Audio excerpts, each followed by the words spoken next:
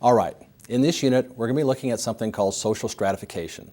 Stratification has to do with the rankings of people within a social group, and those differential rankings have differential access to the valued resources.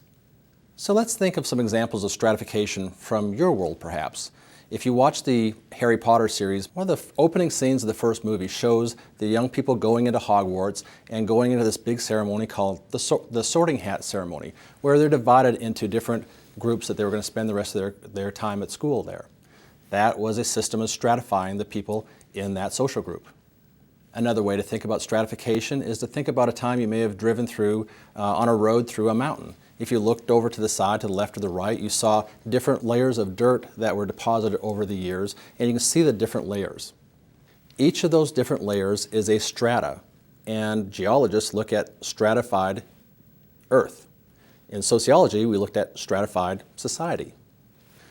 When we look at the stratified system in a social group, we can think about different things that people possess in that social group depending on what strata that they're in. For example, people might possess more power or more property at a higher level than people at a lower level.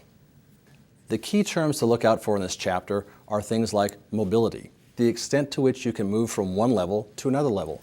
Most systems are either closed, that is, you're stuck in one level forever, or open, that you have the ability to move from one level to another level.